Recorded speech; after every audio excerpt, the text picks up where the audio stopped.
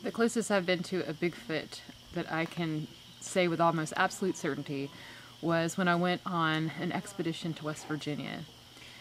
3 people had gone up a trail and sat on a rock with their lights out and heard a series of growls and then realized something was being thrown at them. And then they came back down to base camp and they were really excited about what all had happened, and a group of 10 more of us, so 13 total, went back up the same trail and did the same behaviors that they did. We walked in with our lights on, we sat down on a rock, we turned out our lights, and we just listened, and nothing happened. So we decided maybe there's just too many people, it's just too big of a group. So we decided that we would split our group in half. So 7 of us went further up the trail, and 6 of us remained at the rock. I was in the group that remained at the rock.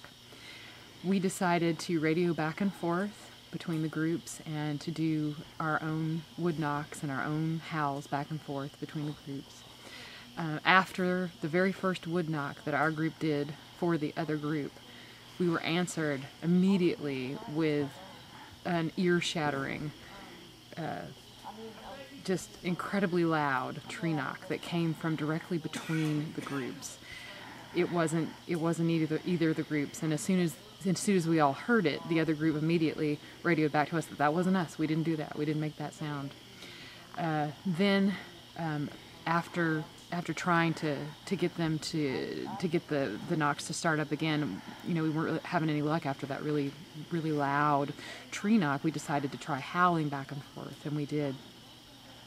And but just, I guess, a few howls into it, a huge howl that came, the only way I can describe it was like a man-beast howl, and it came out of a huge chest, and it was on the ridge up above and behind both groups, and we all heard it. We radioed back and forth to confirm that it wasn't either of our groups, and there's really no way it could have been, because the direction it was coming from was behind both of us.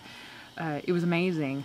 And then a little bit later, after we kept trying to elicit these responses, and nothing more happened as far as knocks and howls, but we started to hear things dropping out of trees. And as soon as we kind of confirmed that we were hearing things, we realized there was a pattern to it, and that things weren't actually dropping out of trees. Things were being thrown at us. And I actually had 3rd generation night vision binoculars, and I was at the head of the group, and I walked a few paces away from the group and turned back to look at my group through the binoculars. And as soon as I did that, as soon as I turned to look at my group, I saw a log go up and over the tallest guy in our group's head and land behind him.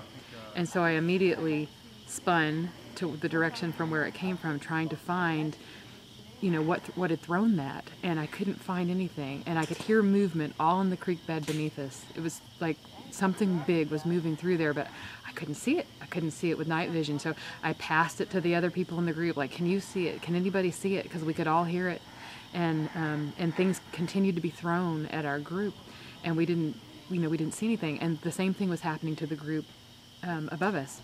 So although I never could confirm, visually, with my own eyes or through night vision that something was there, I have absolutely no explanation for what had happened to us. But I can confirm that I saw something be thrown up and over some guy's head, and everybody confirmed in both groups that it wasn't them. So that's probably the closest I can say I was in a close proximity to a Bigfoot creature.